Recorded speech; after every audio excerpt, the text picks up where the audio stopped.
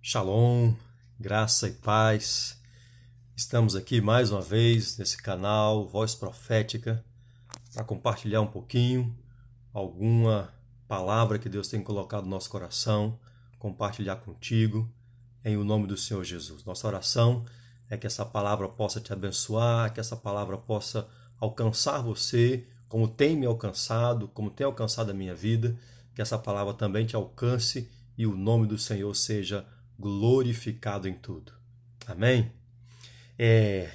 Deus tem ministrado muito no meu coração sobre as quarentenas bíblicas e já temos ministrado aqui sobre várias quarentenas, já falamos sobre os 40 dias de Jesus no deserto, já falamos sobre os 40 dias de Moisés no Monte Sinai, já falamos sobre os 40 anos de Josué e Caleb no deserto, enfim. E hoje nós vamos falar sobre mais uma dessas quarentenas, entendendo que nós estamos pegando essa ideia da quarentena como um período, um ciclo de 40 dias, de 40 anos, enfim. Então o número 40 é muito forte na Bíblia, é um número que aparece em diversas passagens, e nós estamos estudando um pouquinho sobre esses momentos, sobre essas passagens, trazendo algum aprendizado para os nossos dias, para o tempo em que vivemos, em que tanto se fala essa palavra quarentena. Nós já estamos, na verdade, a grande maioria no Brasil, há quase 90 dias vivendo esse chamado período de quarentena. Mas, enfim, Deus tem algo para nos falar, para nos ensinar através desses períodos, dessas quarentenas bíblicas, trazer para os nossos dias. Amém, queridos? Então, nós vamos estudar hoje sobre a quarentena do profeta Elias. A quarentena do profeta Elias, da morte para a vida. Da morte para a vida. Nós vamos meditar em 1 Reis, capítulo 19. 1 Reis, capítulo 19. É o momento em que Elias pede a morte a Deus.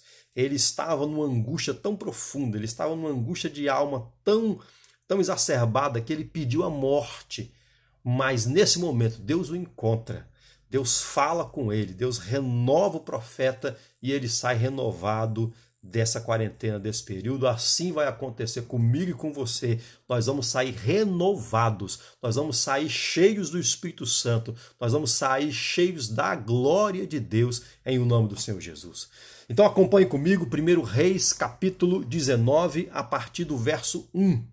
Diz assim a palavra de Deus: Acabe fez saber a Jezabel tudo quanto Elias havia feito e como matara todos os profetas à espada.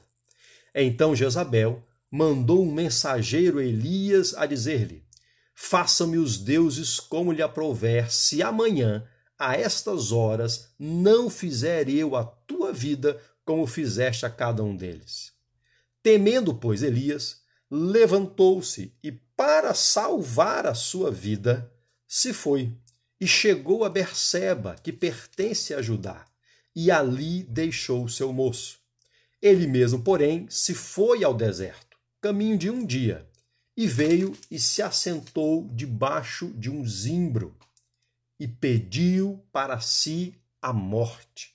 E disse: Basta, toma agora, ó Senhor, a minha alma, pois não sou melhor do que os meus pais. Deitou-se e dormiu debaixo do zimbro. E eis que um anjo o tocou e lhe disse: Levanta-te e come. Olhou ele e viu junto à cabeceira um pão cozido sobre pedras em brasa e uma botija de água. Comeu, bebeu e tornou a dormir. Voltou segunda vez o anjo do Senhor, tocou-lhe e lhe disse: Levanta-te, come, porque o caminho te será sobre modo longo. Levantou-se, pois, comeu e bebeu. E com a força daquela comida, caminhou 40 dias e 40 noites, até o monte Horebe, o monte de Deus. Ali entrou numa caverna, onde passou a noite, e eis que lhe veio a palavra do Senhor e lhe disse: Que fazes aqui, Elias? Ele respondeu: Tenho sido zeloso pelo Senhor, Deus dos exércitos, porque os filhos de Israel deixaram a tua aliança, derribaram os teus altares, mataram os teus profetas à espada, e eu fiquei só, e procuram tirar-me a vida.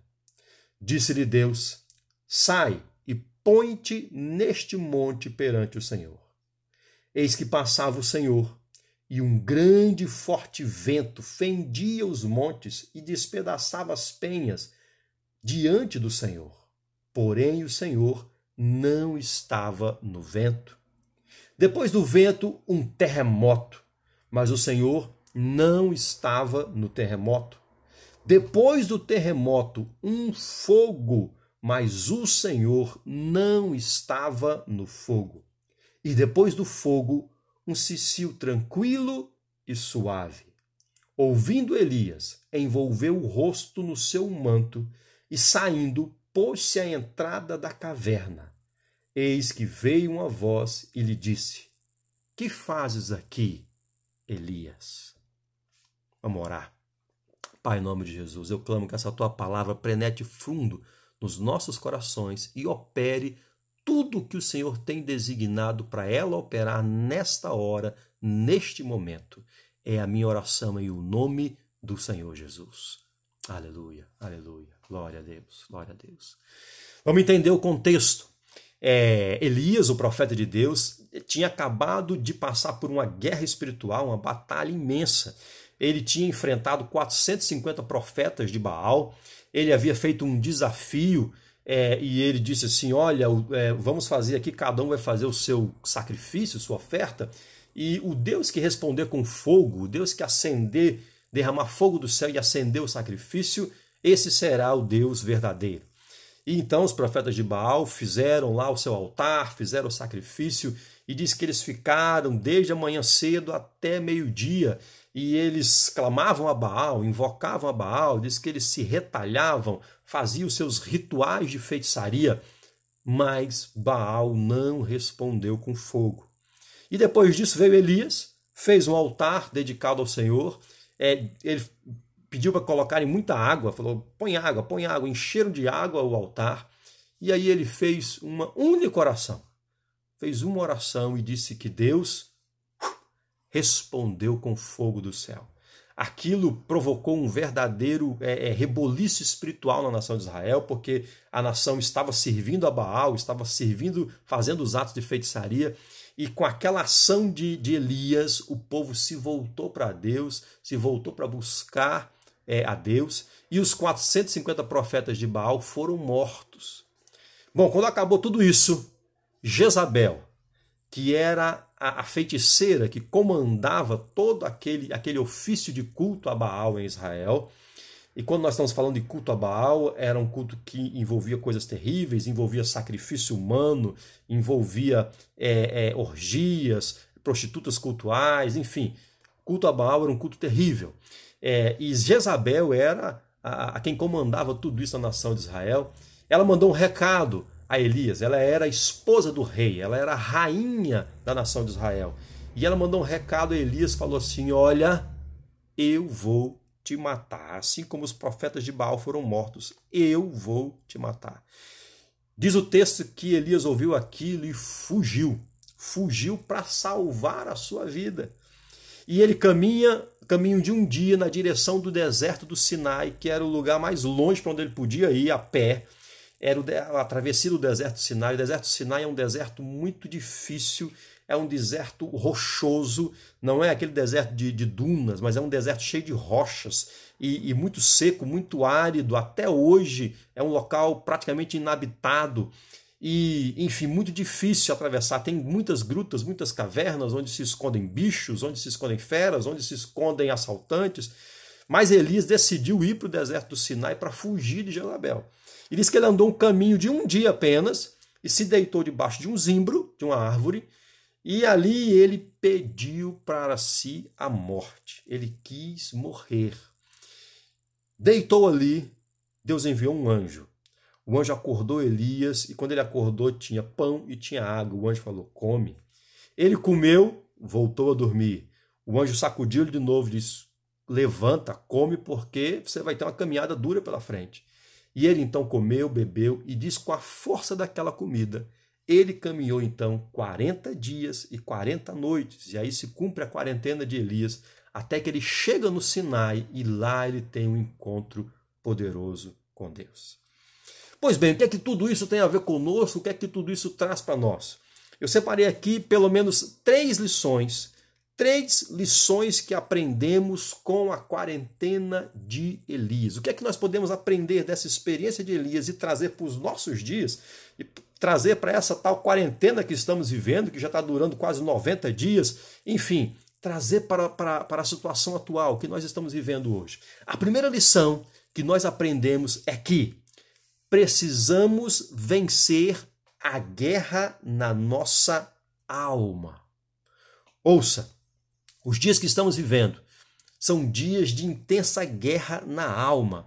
Há muita guerra, e quando nós falamos alma, nós estamos falando a sua mente, as suas emoções, toda a sua psique. Nossa psique tem sido atacada por medo, por angústia, por insegurança, medo da doença, medo do futuro, medo das questões econômicas, enfim. Então, nossa alma tem sido atacada. Assim como a alma de Elias foi atacada por uma única notícia, ele ouviu uma única notícia. A notícia foi: Jezabel mandou um recado, disse que vai te matar.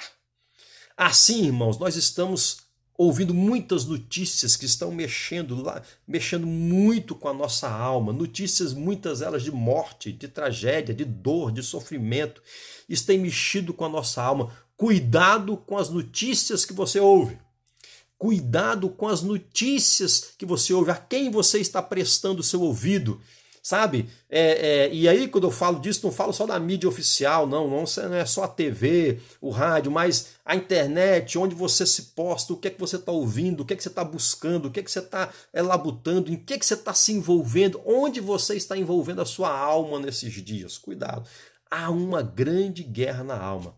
Em o nome do Senhor Jesus, Deus me trouxe aqui para dizer a você: não se entregue. Não se entregue nessa guerra da alma. Lute. Tem uma guerra na alma de muitas pessoas dizendo assim: você está sozinho. Tem muita gente que está se sentindo desamparado. Tem muita gente que está se sentindo esquecido pelas pessoas, esquecida pelas pessoas. Não se entregue. Quando vier esse sentimento de que você não tem mais valor, quando vier esse sentimento de que ninguém olha para você, de que ninguém presta atenção para você, quando vier esse sentimento de que é melhor morrer mesmo, é melhor pegar essa doença e morrer mesmo, ficar livre.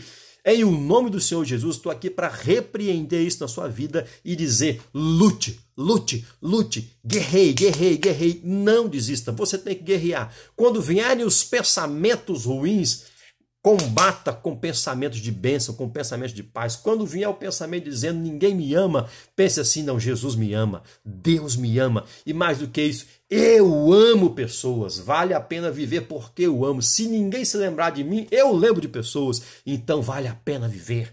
Quando vier essas setas na sua mente, na sua alma, no seu coração, resista, não se deixe vencer, lute. Então a primeira lição que nós vemos aqui com Elias é que ele estava travando uma guerra muito intensa e nós não podemos nos entregar. Ele estava se entregando, ele deitou debaixo do zimbro e não queria mais saber de nada.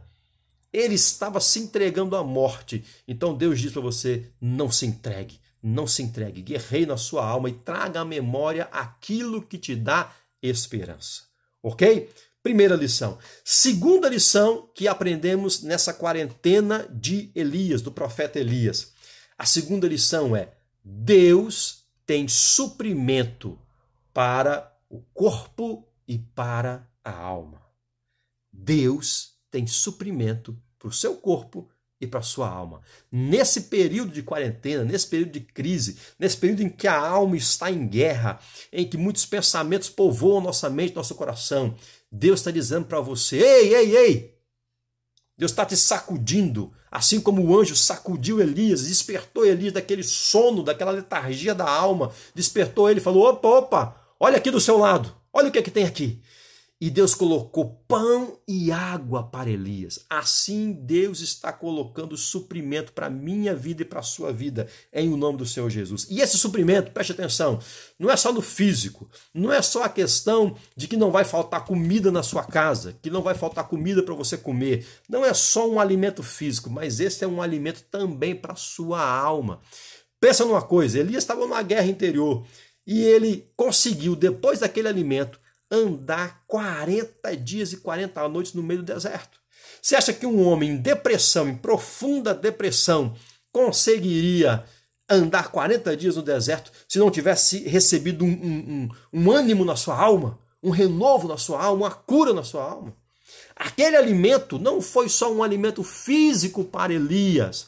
Aquele alimento foi um alimento espiritual. Aquilo renovou a alma daquele homem, aquilo trouxe novo ânimo para ele.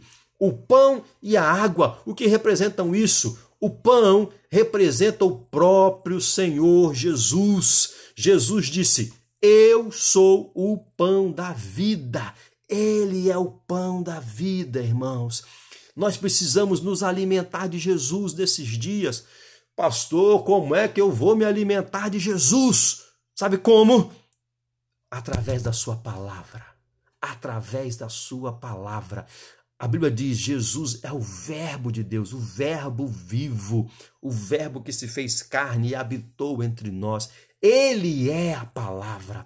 Então o pão é o símbolo para o Senhor e o Senhor é a palavra. Vá para a Bíblia, vá para a palavra de Deus, medite na Bíblia, irmãos. Em o nome do Senhor Jesus, vá lá. Você consegue ler alguns versículos, você consegue se alimentar de alguns versículos.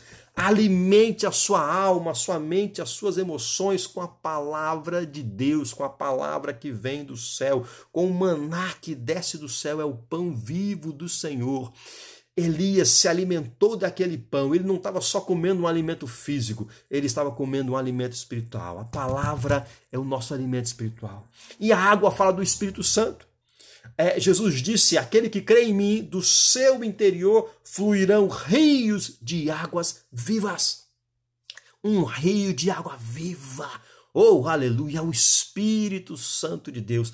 Quando você busca Deus na sua palavra, quando você busca se alimentar de Deus na sua palavra, o Espírito Santo virá sobre você. Eu quero profetizar em nome do Senhor Jesus que você vai sentir a presença de Deus viva com você. Você vai sentir a presença de Deus viva. Você vai sentir o Espírito Santo te enchendo, te tomando. A presença do Espírito Santo, irmãos, é inegociável.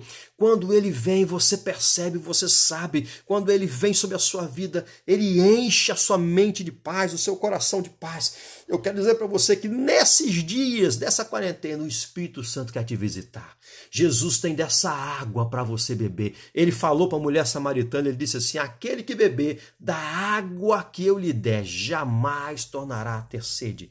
Aquele que se alimentar do pão que é o próprio Senhor Jesus, da palavra de Deus, aquele que buscar se encher do Espírito Santo, esse terá força para atravessar não só os 40 dias, não só os 60, os 80, os 90 dias, quanto durar essa quarentena, terá força para viver quantos dias o Senhor destinar para ele na terra, cheio de vida e cheio de paz, porque Deus nos faz sair da morte e entrar para a vida, como fez com Elias. Amém, queridos? Então, essa segunda lição, Deus tem suprimento para o seu corpo. Não tenha medo, não tenha medo. Deus tem suprimento para você e Deus tem suprimento para a sua alma. Mergulhe na palavra, mergulhe na busca de Deus nesses dias, que a sua alma será alimentada e você será cheio do Espírito Santo. Você sentirá a presença de Deus te envolvendo como nunca você sentiu antes. E a terceira lição, para encerrarmos aqui, a terceira lição que aprendemos na quarentena do profeta Elias, é a lição de que Deus quer que aprendamos a ouvir a sua voz. Quando Elias finalmente chegou a Horebe, chegou no Monte Sinai, Horebe e Sinai são o mesmo monte, o mesmo lugar geográfico. Quando Elias chegou lá no Monte Sinai, diz que ele foi para uma caverna, ficou numa caverna. E Deus o encontrou na caverna, e Deus falou com ele, e Deus chamou ele para fora e disse que Elias, vem aqui, eu quero falar com você. E diz que quando ele foi à porta da caverna, diz que passou primeiro um forte vento, um vento impetuoso, quebrando tudo, fazendo estremecer aquele local com um vento muito poderoso. Mas diz que Deus não estava no vento. Depois veio um terremoto. Imagina você numa caverna, num terreno rochoso, e vem um terremoto sacudindo tudo, a impressão que tudo vai desabar. Deus não estava no terremoto. Depois diz que veio um fogo, e passou um fogo muito forte por aquele lugar, mas Deus não estava no fogo. Depois diz que soprou um cicio suave, aquela brisa, aquele ventinho suave e tranquilo. E diz que ali Deus estava e Deus falou com Elias. Ora, preste atenção. Deus está quebrando paradigmas nesse tempo. Deus está nos ensinando a ouvir a sua voz. Elias estava acostumado a ouvir Deus de determinada forma. E ele então condicionava a ouvir a voz de Deus aquelas formas às quais ele estava acostumado. Irmãos, nós com muita facilidade, por causa da nossa religiosidade, nós queremos colocar Deus numa caixinha e nós queremos dizer, eu só ouço a voz de Deus assim. Por exemplo, era maravilhoso a gente ir para a igreja, e é maravilhoso ir para a igreja para um culto de celebração e ouvir a voz de Deus ali, é tremendo, tremendo. E nós vamos voltar isso, e nós vamos voltar e precisamos voltar a nos congregar, estarmos juntos como igreja, louvando a Deus. É maravilhoso. Mas tem gente que condicionou e falou assim, Deus só fala comigo ali no culto. Deus só fala comigo se o pastor fulano pregar. Deus só fala comigo se acontecer assim, assado. Tem gente que está condicionando, está aí em quarentena em casa e está condicionando Deus. O senhor tem que fazer algo acontecer aqui, o senhor tem que vir um relâmpago, vir um anjo. Tem pessoas que estão condicionando Deus. Não condicione Deus. Deus quer falar com você de uma forma que você ainda não sabe, não conhece. Deus quer falar com você de maneiras novas. Deus está quebrando paradigmas religiosos na sua alma. Está ensinando você a ouvi-lo. Às vezes você vai ouvir Deus na brisa tranquila e suave. Às vezes você vai ouvir Deus em casa, na sua família. Às vezes você vai ouvir Deus em coisas simples, muito simples do dia a dia. No pão que você come, Deus vai falar com você. Deus quer falar com você. Ouça, ouça, ouça, pare para ouvir. Deus quer que aprendamos a ouvir sua voz. Queridos, preste atenção, vou falar algo muito sério contigo agora. Talvez em próximas mensagens a gente detalhe mais isso agora, mas eu quero falar algo muito sério com você. Nós estamos vivendo um período de transição. Tudo isso que nós estamos vivendo é um grande teste para todos nós. Depois dessa pandemia, vai se intensificar um discurso sobre a necessidade de um governo mundial sobre a Terra. Por causa da crise econômica que vai vir, por causa do medo de uma nova pandemia, vai se intensificar o discurso sobre um governo mundial sobre a Terra. E a Bíblia diz que esse governo mundial será o governo do anticristo. Preste muita atenção, nós estamos vivendo dias que são dias de testes para todos nós. As trevas estão caminhando de forma muito rápida, muito rápida. Irmãos, Jesus está às portas, está muito mais perto do que eu e você imaginamos. Está muito mais perto. As trevas estão caminhando, tudo está se delineando, se preparando esse chamado governo mundial, que será o governo do anticristo. Mas preste atenção, ao mesmo tempo em que as trevas trabalham e caminham a passos largos para a concretização dos seus planos, também a luz de Deus está raiando. Deus está preparando uma noiva, porque se virá governo anticristo, é verdade, a Bíblia diz que virá, mas a Bíblia diz também que virá o Senhor da glória. Jesus voltará para resgatar a sua noiva, e essa noiva será uma noiva santa, pura, gloriosa, e Deus está nos adestrando. Esses dias são dias de testes, nós estamos sendo testados, Deus está nos lapidando para enfrentarmos tudo que está por vir, e nós vamos enfrentar. Serão dias difíceis, mas nós vamos enfrentar isso com alegria e com gozo no coração. Nós vamos ver o que nós nunca vimos antes, nós vamos ver a presença de Deus de uma forma tão intensa. Elias estava aqui vivendo um drama na sua vida, mas naquele momento de drama, Deus se manifestou a ele de forma gloriosa. Eu quero profetizar sobre a sua vida, que você, nos próximos dias, nos próximos anos da sua vida, você terá os encontros mais poderosos com Deus da sua vida.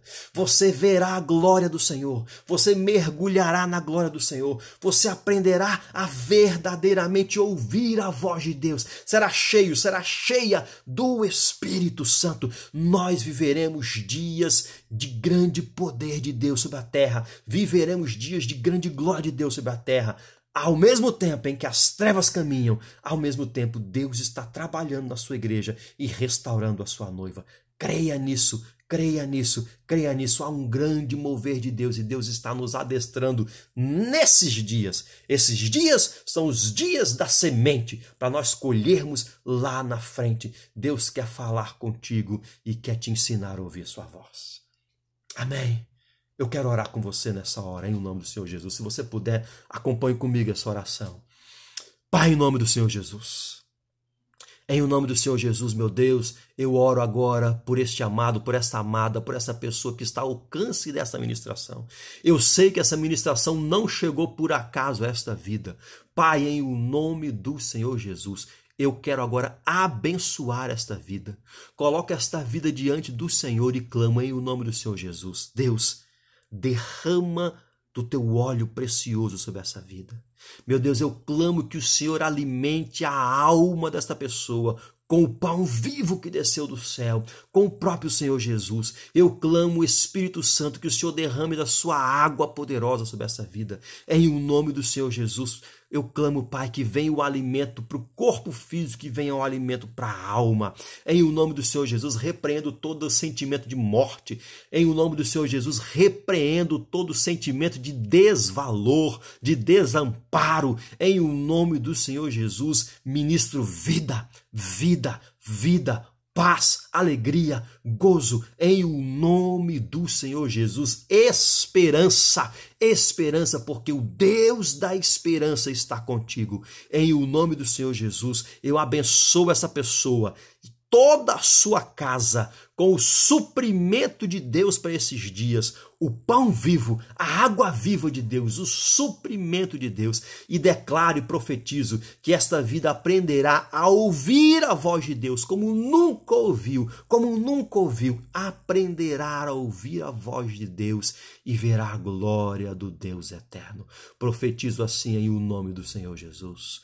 Amém, amém, amém, amém. Aleluia, aleluia, aleluia. Deus tem dias tremendos para você. Quero fazer a última oração, como sempre tenho feito nessas ministrações. Se você nunca entregou a vida a Jesus de Nazaré, se você nunca disse assim, eu recebo Jesus como meu Senhor e Salvador, eu quero que você faça essa oração comigo. Entregue a sua vida a Jesus, se renda a Ele, receba Jesus Cristo como teu Senhor e Salvador, para que uma nova vida surja dentro de você.